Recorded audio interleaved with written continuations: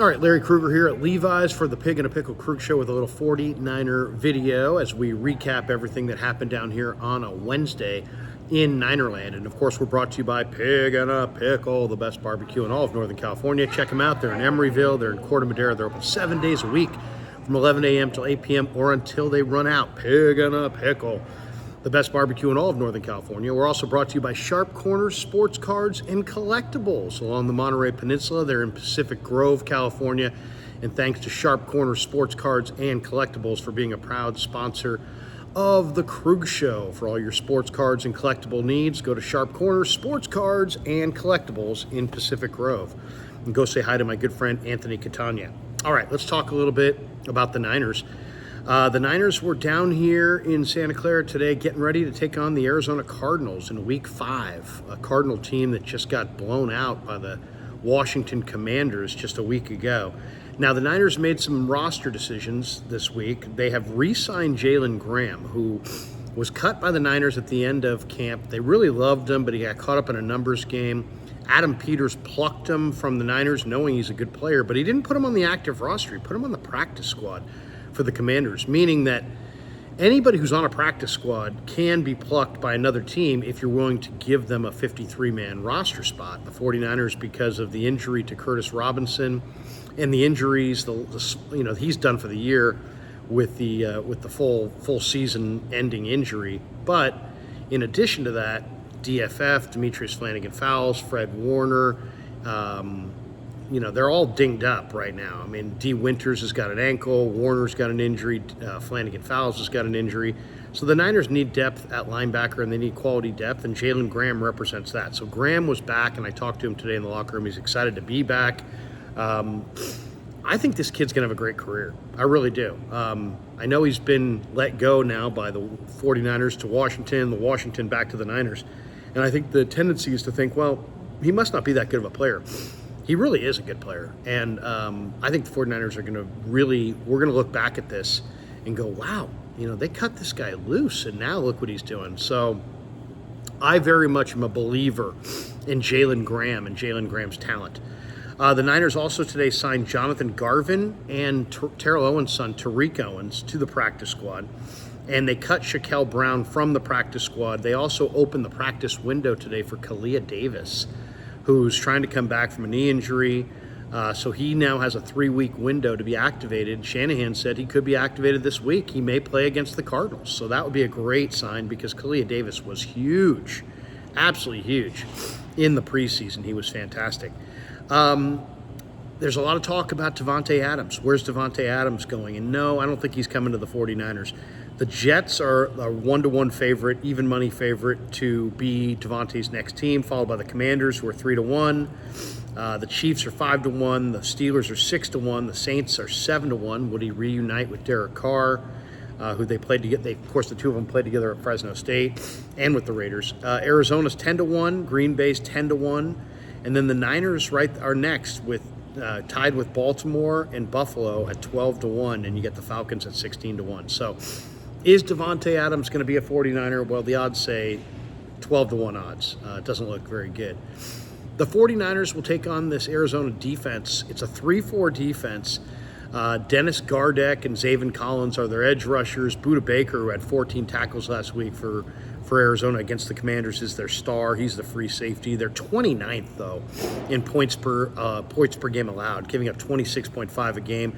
They're 25th in total defense, 28th in run defense, so expect another big day from Jordan Mason. Only 18th in pass defense. So I really like Jonathan Gannon. He came over from Philadelphia. He's an interesting guy. He's a 41-year-old head coach. He has started off at the University of Louisville, and really he started working for Bobby Petrino, and then Petrino left Louisville, went to the NFL with the Atlanta Falcons, and Gannon went with him. So that was his intro. Petrino brought him to the NFL. He also worked under Emmett Thomas, who's a hell of a coach.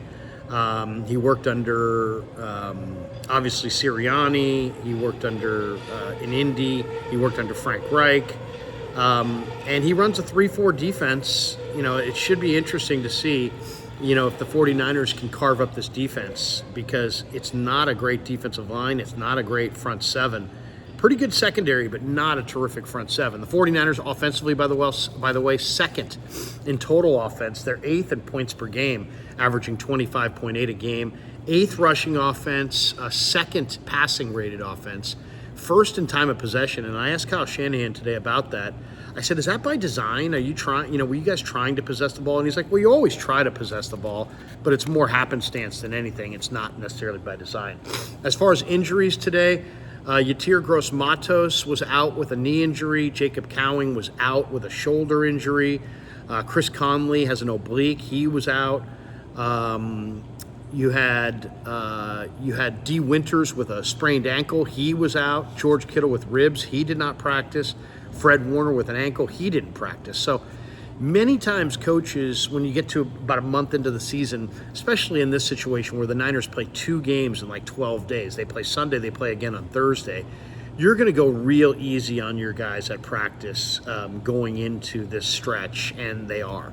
As far as other injuries, Jordan Elliott has a knee injury. He was limited today at practice. Demetrius Flanagan-Fowles has a calf injury. He was limited today at practice. Afonga's got an ankle. He was limited. And Kevin Givens has a tricep injury, which is kind of scary on the heels of the Javon Hargrave tricep tear. But Givens has a tricep injury as well. He was limited today at practice. The 49ers opted not to open Ricky Pearsall's practice window. When that window is open, they'll have a 3-week window to activate him or put him on season-ending IR. And Shanahan was asked about it, and he said the shoulder's fine. He's just not ready. So they're going to hold him out. He will not play against Arizona this week. The Niners, as I said, are number 1 in time of possession. I asked Kyle about it. He said, we always try to do that, but it's not like we set out to lead the league in time of possession. But it's a big product of the fact that Jordan Mason and their run game is the central focus of their offense right now. Jordan Mason, Kyle said that he's impressed as a receiver, and obviously Mason, who bought that $3,000 jugs gun in the offseason, he put that thing to good use, because he is a much better receiver than he was a year ago. And also, Kyle was asked about Arizona's defense, and he said, hey, they're well coached. They play hard on defense. Budda Baker is healthy, and he's a star. He also mentioned that Marvin Harrison Jr. has given the Cardinals a totally different look at receiver. He had 130 yards in the first quarter alone against the Rams, so that should speak to exactly how impactful Harrison can be. The task this week is real simple. Well, I don't know if it's simple to do, but it's simple to decipher what to do. You got to stop Kyler Murray. You got to keep him from running out of the pocket. You got to stop Big James Conner and Trey Benson. Both have good size.